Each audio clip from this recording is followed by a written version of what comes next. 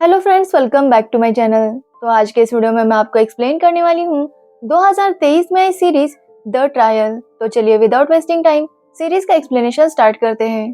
Series start होती है नियोनिका सेन गुप्ता से, जिसके हस्बैंड राजीव को आज अरेस्ट किया जा रहा था। राजीव एक जज है और उसने एक केस के सेटलमेंट में ब्राइब और सेक्सुअल फेयर्स दोनों लिए थे, जिसकी वजह से राजीव को अरेस्ट किया जाता है और वो नियोनिका को अपना साथ देने के लिए कहता है।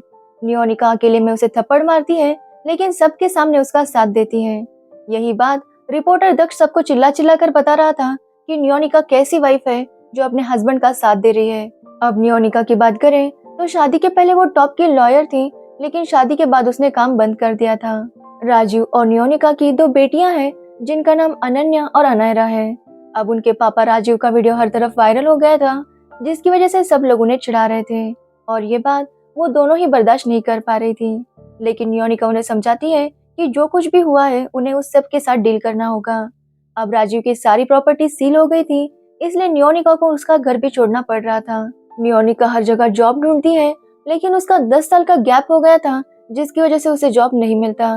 तभी हम देखते हैं नियोनिका को विशाल नाम का एक आदमी बार बार कॉल कर रहा था, लेकिन नियोनिका उसका कॉल नहीं उठा रही थी। जिसके बाद नियोनिका अपनी बेटियों को लेकर एक फ्लैट में शिफ्ट हो जाती है।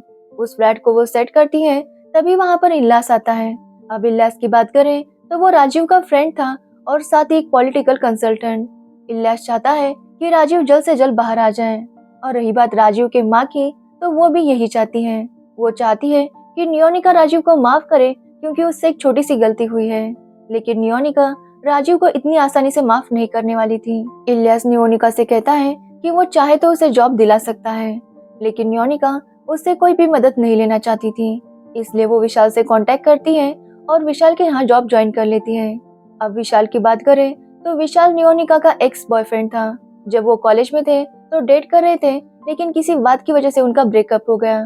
अब विशाल जिस फर्म में काम करता है उसमें और दो पार्टनर्स थे, एक थी मालिनी और दूसरा था किशोर। लेकिन किशोर का फर्म पर ज्यादा ध्यान नहीं था, इसलिए फर्म में सारे काम मालिनी और विशाली किया करते थे। लेकिन किशोर के कॉन्टेक्ट्स बहुत ज्यादा थे और इसलिए 80% क्लाइंट्स किशोर की वजह से उनके यहाँ आते थे। नियोनिका पहले दिन ऑफिस जाती है और उसकी सबके साथ पहचान हो जाती है। नियोनिका के साथ ही एक धीरज नाम का लड़का भी ज्वाइन हुआ था। तब नियोनिका को पता चलता है कि उसकी ये जॉब परमानेंट नहीं है। 6 महीने बाद डिसाइड होगा कि धीरज या नियोनिका कौन इस जगह पर रुकेगा। यानी कि उन्हें एक ही कैंडिडेट की जरूरत थी, लेकिन उनके पास दो थे, तो जो भी बेस्ट होगा वो आगे जॉब कंटिन्यू कर सकता है। अब नियोनिका अपने काम पर लग जाती है और मालिनी उसे अपने साथ एक केस के लिए ले जाती है। लेकिन मालिनी कहती है कि उसे हाई कोर्ट भी जाना है, इसलिए नियोनिका को वहां जाकर जज को थोड़ी देर रोकना होगा। जिसके बाद नियोनिका कोर्ट जाती है और जज को मालिनी का इंतजार करने के लिए कहती है। लेकिन जज का कहना था कि वो किसी का इंतजार नहीं कर सकते। जज कहते हैं कि अगर नियोनिका ने अभी कुछ नहीं किया तो उनके क्लाइंट को बेल नहीं मिलेगी। ये सुनकर नियोनिका डर जाती है और फटाफट केस पढ़ने लगती है। एक्चुअली ये केस क्रिकेटर मोहित के मर्डर का था। एक्चुअली मोहित ने ज्यादा मेडिसिन ले ली थी और ओवरडोज की वजह से उसकी मौत हो गई थी और पुलिस ने मोहित की गर्लफ्रेंड जूही को अरेस्ट कर लिया था, क्योंकि उनका कहना था कि जूही ने मोहित को वो टैबलेट्स दी थी। लेकिन नियोनिका जज से कहती है कि जूही पहले ही एक हफ्ता कस्टडी में रह चुकी है और उसके खिलाफ कोई खास सबूत भी नहीं है, इसलिए उसे बेल मिलनी चाहिए। जिसके बाद जूही को बेल मिल जाती है। इससे जूही काफी ज्यादा खुश थी, इसलिए वो चाहती है कि नियोनिका ही उसका केस लड़े। जब मालिनी को ये बात पता चलती है तो उसे ये बात पसंद नहीं आती, क्योंकि उसे लगता है कि अगर ऐसा ही होता रहा तो एक दिन नियोनिका उसकी जगह ले लेगी। इसलिए मालिनी धीरज को ज्यादा सपोर्ट कर रही थी और विशाल नियोनिका को।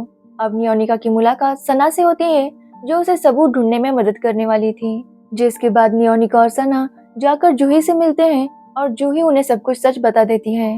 एक्चुअली जूही मोहित के बारे में एक बात छुपा रही थी कि मोहित मैच से पहले सप्लीमेंट लिया करता था और ये सप्लीमेंट उसे उसके कोच दिया करते थे और उसी ओवरडोज की वजह से मोहित की मौत हुई थी। पहले जूही नहीं चाहती थी कि मोहित की ये सब कुछ बातें बाहर आ जाए और उसकी बदनामी हो, लेकिन नियोनिका कहती है कि अगर ये सब कुछ बाहर नहीं आया तो जूही जेल में चली जाएगी। जिसके बाद जूही मान जाती है और नियोनिका उस कोच से पूछताछ करती है और वो कोच सब कुछ कबूल कर लेता है, जिसकी वजह से जूही को क्लीन चिट मिल जाती है और वो अब आजाद थी। लेकिन रिपोर्टर दक्ष उसका पीछा नहीं छोड़ रहा था। वो न्यूज चैनल पर यही बताता कि कि जूही ने किस तरह से मर्डर किया और जूही की वजह से ही एक क्रिकेटर की मौत हुई है।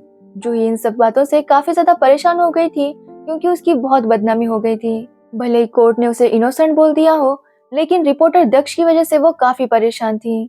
वो नियोनिका को कॉल करके बताती है और नियोनिका उसे समझाती है कि उसे डील करना होगा, लेकिन जूही की तबीयत इतनी खराब हो जाती है कि वो कोमा में चली जाती है। जूही की हालत देखकर नियोनिका काफी गुस्सा हो जाती है और वो दक्ष के खिलाफ डिफेमेशन का केस करती है।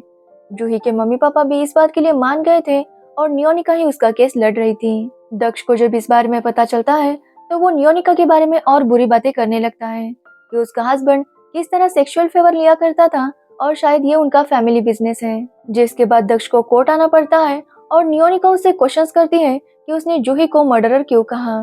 दक्ष बताता है कि तब पुलिस इन्वेस्टिगेशन चल रही थी और पूरा शक जूही पर ही था। नियोनिका पूछती है कि जूही के खिलाफ उसे क्या सबूत मिले थे जो वो ऐसी बातें कर रहा था, लेकिन दक्ष के पास कोई भी सबूत नहीं था। नियोनिका दक्ष से पूछती है कि जब कोर्ट ने जूही को इनोसेंट बोल दिया था तो भी दक्ष उसकी बदनामी क्यों कर रहा है। जब जूही पर डाउट था तो दक्ष सबको चिल्ला चिल्ला कर बोल रहा था, लेकिन ये प्रूव हो गया कि जूही इनोसेंट है। ये न्यूज दक्ष ने एक बार भी नहीं बताई और दक्ष की वजह से ही आज जूही कोमा में थी। जिसके बाद कोर्ट दक्ष को कुछ सजा देती है और उसे कुछ अमाउंट भी देनी पड़ती है और इस तरह से नियोनिका ये केस जीत जाती है। तभी उसे विशाल कॉल करके बताता है कि जूही की डेथ हो गई है। अब इंसाफ तो मिल गया था, लेकिन जूही की मौत हो गई थी। एक दिन जब नियोनिका ऑफिस में बैठी थी तो अनन्या का उसे कॉल आता है। अनन्या बताती है कि रजत को पुलिस ने अरेस्ट कर लिया है। अब रजत की बात करें तो रजत नियोनिका के नेबर में रहता था और नियोनिका के लिए रजत उसके बेटे जैसा था। ये बात सुनते ही नियोनिका जाकर रजत से मिलती है। रजत पर मर्डर के चार्जेस लगे थे। नियोनिका रजत से पूछती है कि जो कुछ भी हुआ है वो उसे सच सच बता दे। तब रजत बताता है कि स्कूल में उसका और उसके फ्रेंड का मोबाइल प्रिंसिपल ने ले लिया था, इसलिए स्कूल बंद होने के बाद रजत और उसका फ्रेंड तरुण छुपकर प्रिंसिपल के रूम में गए थे ताकि वो अपना मोबाइल ले सके। लेकिन तभी वहाँ पर चौकीदार आ गया, जिसे देखकर रजत वहाँ से भाग गया। तरुण और वो चौकीदार वहाँ पर अकेले थे, लेकिन बाद में रजत को पता चला कि उस चौकीदार का मर्डर हो चुका है और उसका ब्लेम रजत पर था। तभी वहाँ पर रजत के पेरेंट्स आते हैं और नियोनिका उनसे रिक्वेस्ट करती है कि रजत की केस उन्हें दे, क्योंकि रजत नियोनिका के साथ काफी कंफर्टेबल था और रजत की माँ मान जाती है। नियोनिका डिसाइड करती है कि वो रजत की केस धीरज को देगी, क्योंकि रजत उसके लिए उसके बेटे जैसा था, इस वजह से वो इमोशनल भी हो सकती है। जिसके बाद नियोनिका, धीरज और सना मिलकर इस केस पर काम करने लगते हैं। एक्चुअली रजत के फ्रेंड तरुण ने बयान दिया था कि वो दोनों छुपकर प्रिंसिपल के ऑफिस में घुसने वाले थे, लेकिन रजत अंदर चला गया और तरुण लॉन में ही खड़ा था। तभी वहाँ पर चौकीदार आ गया और रजत ने चौकीदार को धक्का दे दिया, जिसकी वजह से उसकी मौत हो गई। तरुण कहता है कि वो काफी समय तक लॉन में था, लेकिन रजत वापस नहीं आया। जब नियोनिका और सना रात को स्कूल में जाती है इन्वेस्टिगेशन करने के लिए, तभी वहाँ पर लॉन में स्प्रिंकलर ऑन होता है। अब तरुण ने कहा था कि वो लॉन में ही रुका था, वो भी 9 से 9:15 बजे। नियोनिका प्रिंसिपल से बात करती है तो उसे पता चलता है कि रोज 9 से 9:15 बजे वाटर स्प्रिंकलर ऑन होते हैं। अगले दिन नियोनिका कोर्ट को ये बता देती है कि तरुण झूठ बोल रहा है, क्योंकि अगर तरुण लॉन में होता तो वो भीग चुका होता। तब पता चलता है कि तरुण को एंगर इश्यूज थे और उसी के चक्कर में उसने चौकीदार को धक्का दे दिया था और सारा ब्लेम रजत पर डाल दिया, जिसके बाद रजत इनोसेंट प्रूव हो गया था। नियोनिका जब कोर्ट से बाहर आ रही थी तो उसकी मुलाकात शरद जादव से होती है। वो म्युनिसिपल कमिश्नर है और साथ ही तरुण का चाचा भी था। शरद कहता है कि नियोनिका ने तरुण को सजा देकर गलत काम किया। शरद को लग रहा था कि नियोनिका उससे बदला ले रही है, क्योंकि नियोनिका के हस्बैंड राजीव को जेल भेजने वाला कोई और नहीं बल्कि शरद जादव ही था। एक्चुअली राजीव ने शरद से ही ब्राइब ली थी और शरद ने ही उसका वीडियो वायरल किया था। वो नियोनिका को धमकी देता है कि फिर से अगर वो उसके रास्ते आई तो उसके पति के और भी वीडियोस उसके पास हैं। ये सुनकर नियोनिका काफी ज्यादा हर्ट होती है, लेकिन वो उससे डरती नहीं। जिसके बाद वो राजीव से मिलने जाती है और राजीव उससे माफी मांग रहा था, लेकिन नियोनिका कहती है कि वो उसे माफ नहीं कर सकती। अब नियोनिका पर काम का प्रेशर ज्यादा था, इसलिए वो घर का ध्यान ठीक से नहीं रख पा रही थी, लेकिन उसकी सास बार बार उसे टॉन्ट मारती कि उसका घर पर बिल्कुल भी ध्यान नहीं है और उसका ये कहना था कि नियोनिका को अपनी बेटियों को इतना फ्रीडम नहीं देना चाहिए। लेकिन नियोनिका उनकी बातों पर ज्यादा ध्यान नहीं देती। लेकिन उसकी सास नियोनिका को बिना बताए उनकी बेटियों को लेकर राजीव को मिलने जाती है और वहाँ राजीव को बताती है कि नियोनिका आजकल विशाल के साथ बहुत ज्यादा बिजी होती है, जिसकी वजह से उसका घर पर बिल्कुल भी ध्यान नहीं। जब नियोनिको को पता चलता है कि उसकी सास बिना उसे बताए बच्चों को लेकर जेल गई थी, तो वो उन पर काफी गुस्सा होती है। एक दिन जब नियोनिका ऑफिस में काम कर रही थी, तभी वहाँ पर किशोर आता है। अब किशोर की मालिनी के साथ तो दोस्ती अच्छी थी, लेकिन विशाल के साथ उसकी ज्यादा नहीं बनती। साथ ही किशोर बिल्कुल भी फर्म के काम में ध्यान नहीं देता, जिसकी वजह से उनके इन्वेस्टर्स भी कम हो रहे थे और उनकी फर्म को फंड्स कम आ रहे थे। और इसलिए विशाल ने कुछ इन्वेस्टर से बात की थी। ये बात किशोर को पसंद नहीं आती और वो अपनी पार्टनरशिप कैंसिल करके चला जाता है। जाते वक्त किशोर वहाँ के स्टाफ को ऑप्शन देता है कि या तो वो उसके साथ चले या इनके साथ रहे, लेकिन नियोनिका विशाल और मालिनी के साथ रुकती है। अब किशोर की जाने की वजह से उनके फंड्स और ज्यादा कम हो गए थे, क्योंकि उनके पास क्लाइंट्स आते थे वो 80% किशोर की वजह से ही आते थे। इसलिए अब उन्हें केस सॉल्व करने के साथ साथ क्लाइंट्स भी लाने थे। सब लोग अपने काम में लग जाते हैं, तभी वहाँ पर एक और केस आता है। एक्चुअली एक कंस्ट्रक्शन साइट पर एक मशीन क्रैश हो गई थी, जिसकी वजह से 3 मजदूरों की जान गई थी और उनकी वाइफ चाहती है कि वो बिल्डर उनसे माफी मांगे, लेकिन बिल्डर का कहना था कि वो माफी नहीं मांगेगा और सभी को 1 लाख रुपए देगा। जिसके बाद नियोनिका और विशाल इस केस पर काम करने लगते हैं और उन्हें कुछ प्रूफ्स मिलते हैं। एक्चुअली उस बिल्डर ने एक और बिल्डिंग के साथ भी ऐसा ही किया था। वहाँ पर भी एक्सीडेंट हुआ था, लेकिन बिल्डर ने पैसे देकर मुंह बंद कर दिया था। ये सब देखकर विशाल नियोनिका से कहता है कि उन्हें आउट ऑफ कोर्ट सेटलमेंट करनी होगी। जिसके बाद वो लोग सामने वाले लॉयर से बात करते हैं। वो कहते हैं कि उन्हें सारे मजदूरों की वाइफ को 5 लाख रुपए देने होंगे और उन्हें साथ ही एक फ्लैट भी देना होगा। अगर उन्होंने ऐसा नहीं किया तो वो सारे प्रूफ्स कोर्ट में सबमिट कर देंगे। सामने वाली पार्टी भी इसके लिए मान जाती है और आउट ऑफ कोर्ट सेटलमेंट हो जाती है। तो वही राजीव की केस भी चल रही थी और इलियास और राजीव का लॉयर ट्राई कर रहे थे कि राजीव को बेल मिल जाए।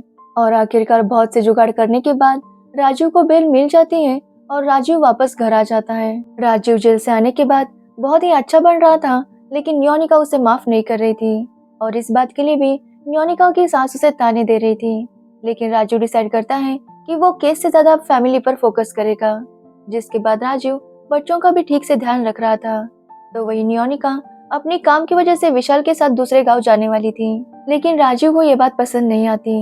लेकिन नियोनिका उसकी बातों पर ध्यान न देते हुए विशाल के साथ चली जाती है। एक्चुअली वहाँ पर एक इमरजेंसी केस था और ये केस एक हेल्थ इंश्योरेंस कंपनी के साथ था। एक्चुअली एक लेडी प्रेग्नेंट थी और उसके बेबी को कुछ प्रॉब्लम था और उसके सर्जरी के लिए पैसों की जरूरत थी, लेकिन इंश्योरेंस वालों का कहना था कि ये सब कुछ उनकी पॉलिसी के अंडर नहीं आता। जिसके ऊपर उनके बीच काफी ज्यादा बहस होती है, लेकिन जज को कुछ टाइम चाहिए था। लेकिन इस केस में बहुत ज्यादा इमरजेंसी थी, इसलिए जज डिसाइड करते हैं कि वो कल दोपहर 12 बजे इसका जवाब देंगे। जब रात को नियोनिका और विशाल केस की स्टडी कर रहे थे, तो विशाल नियोनिका से कहता है कि उसे ब्रेकअप नहीं करना चाहिए था। एक्चुअली विशाल नियोनिका से अभी भी बहुत प्यार करता है और वो नियोनिका को किस करने लगता है, लेकिन नियोनिका उसे रोक कर वहाँ से चली जाती है। अगले दिन फिर से केस स्टार्ट होता है और तभी अपोजिट लॉयर कहती है कि इंश्योरेंस कंपनी वाले ये क्लेम पास नहीं कर सकते, क्योंकि ये इंश्योरेंस हस्बैंड और वाइफ दोनों के नाम पर था, जिसमें हस्बैंड ने कहा था कि वो स्मोकिंग नहीं करता, लेकिन एक बार जब वो मसूरी गया था तब उसने स्मोक किया था और वो फोटो अपोजिट लॉयर के पास अवेलेबल थी। वो कहती है कि हस्बैंड ने स्मोकिंग की है, यानी कि उसने झूठ बोला है, इसलिए वो लोग क्लेम पास नहीं कर सकते। अब इसकी वजह से जज भी यही फैसला लेता है कि इंश्योरेंस वाले क्लेम पास नहीं कर सकते। लेकिन वो कपल काफी मुश्किल में था और विशाल उसकी मदद करना चाहता है। तब मालिनी विशाल को सजेस्ट करती है कि उसे राजीव से बात करनी चाहिए, क्योंकि वो हेल्थ इंश्योरेंस कंपनी के सीईओ के साथ राजीव की काफी अच्छी पहचान थी। अब विशाल पहले राजीव से मदद लेना तो नहीं चाहता था, लेकिन उसके पास कोई भी ऑप्शन नहीं था, इसलिए वो राजीव से हेल्प मांगता है और राजीव उसकी हेल्प कर देता है। जिसके बाद उस कपल का क्लेम पास हो जाता है और उस बेबी की सर्जरी हो जाती है। अब ये देखकर नियोनिका राजीव से काफी खुश थी, लेकिन वो राजीव को अभी भी माफ नहीं कर पा रही थी। तो वही इलियास पूरी कोशिश कर रहा था कि वो राजीव को इस केस से बाहर निकाल सके, इसलिए वो उस लड़की के पास जाता है जिसके साथ राजीव का वीडियो वायरल हुआ था। वो उस लड़की को धमकी देता है और उसे अपना मुंह बंद करने के लिए कहता है और वो लड़की भी डर कर मान जाती है। लेकिन राजीव के लॉयर को एक फैमिली इमरजेंसी की वजह से केस छोड़ना पड़ता है और अब राजीव के पास कोई लॉयर नहीं था। वो ये बात नियोनिका को बताता है और नियोनिका उसे अपने फर्म लेकर जाती है और विशाल डिसाइड करता है कि वो खुद राजीव का केस लड़ेगा। एक दिन नियोनिका जब घर पर काम कर रही थी, तभी वहाँ पर इलियास आता है। इलियास नियोनिका से कहता है कि उन्हें राजीव को इस केस से बाहर निकालना होगा, जिसके बाद राजीव अपना पॉलिटिकल करियर स्टार्ट कर सकता है। ये सुनकर नियोनिका इलियास को डांटती है कि राजीव को पॉलिटिक्स में नहीं आना चाहिए, क्योंकि राजीव एक करप्ट इंसान है और अगर वो पॉलिटिक्स में आ गया तो वो अपनी पावर का मिसयूज करेगा। और इलियास भी इसके लिए मान जाता है, लेकिन वो नियोनिका से कहता है कि एटलीस्ट उन्हें ये प्रूव करना होगा कि राजीव इनोसेंट है। और नियोनिका भी इसके लिए मान जाती है ताकि उसके बच्चे खुश रहें। जिसके बाद इलियास और नियोनिका मिलकर उन दो गवाहों के पास जाते हैं जो राजीव के खिलाफ गवाही देने वाले थे। एक्चुअली ये गवाह शरद के आदमी थे और उन्होंने ही राजीव को ब्राइब दी थी। और दूसरी गवाह थी सना, जो राजीव के ऑफिस में पहले काम किया करती थी, इसलिए उसे पता था कि राजीव ने किससे कितनी रिश्वत ली है। नियोनिका को लग रहा था कि सना उसकी हेल्प करेगी, लेकिन सना को शरद ने धमकी दी थी, जिसकी वजह से वो नियोनिका का साथ नहीं देती। अब नियोनिका और इलियास मिलके एक गवाह को काफी सारे पैसे दे देते हैं और वो इंडिया छोड़कर भाग जाता है। जब राजीव का केस चल रहा था तो उसके खिलाफ कोई भी प्रूफ नहीं था कि उसने ब्राइब लिया है। अब पहला गवाह नहीं आता, इसलिए सना भी नियोनिका का साथ देती है। वो कोर्ट में कहती है कि राजीव ने उसके सामने कभी भी रिश्वत नहीं ली। जिसके बाद उस लड़की को बुलाया जाता है जिसका वीडियो राजीव के साथ वायरल हो गया था, लेकिन वो लड़की बताती है कि वो एक कॉल गर्ल थी और राजीव ने उसे इसके लिए पे किया था। अब ये सब सुनने के बाद कोर्ट डिसाइड करती है कि राजीव ने ना ही ब्राइब लिया था ना ही सेक्सुअल फेवर्स, इसलिए राजीव को क्लीन चिट मिलती है और वो अब फिर से अपना काम शुरू कर सकता है। तो वही विशाल इस बात से काफी ज्यादा नाराज था। वो नियोनिका से कहता है कि वो अभी भी उससे प्यार करता है, लेकिन नियोनिका बताती है कि उसकी फैमिली है और वो इस बारे में सोच नहीं सकती। तब राजीव नियोनिका से कहता है कि उसे एक और बार राजीव का साथ देना होगा। वो नियोनिका को बताता है कि वो एक प्रेस कॉन्फ्रेंस करना चाहता है जहाँ पर वो सबको बताएगा कि उसने कोई गलत काम नहीं किया और वो नियोनिका से भी माफी मांगेगा। नियोनिका कहती है कि उसे ये सब नहीं चाहिए, क्योंकि वो नहीं चाहती कि और भी उनकी फैमिली के बारे में चर्चे हो। लेकिन राजीव उसे इमोशनल करके मना लेता है। जब राजीव की प्रेस कॉन्फ्रेंस चल रही थी तो फिर से विशाल का नियोनिका को कॉल आता है। विशाल बताता है कि वो नियोनिका से प्यार करता है और वो उसके बगैर नहीं रह सकता। नियोनिका कहती है कि वो प्यार व्यार को नहीं समझती, अगर उसके आगे का कुछ प्लान है तो वो बात कर सकता है। विशाल पहले तो नहीं समझता, लेकिन नियोनिका कहना चाहती थी कि उसके बच्चे हैं और विशाल अगर उसके बच्चों के साथ उसे एक्सेप्ट करता है और उसे शादी करने के लिए तैयार हो तो नियोनिका इसके बारे में सोच सकती है। विशाल को जैसे ये समझ आता है वो नियोनिका को कॉल करने लगता है, तब तक राजू उसे स्टेज पर बुला लेता है। इसलिए नियोनिका जाते हुए अपना मोबाइल इलियास के हाथ में देकर चली जाती है।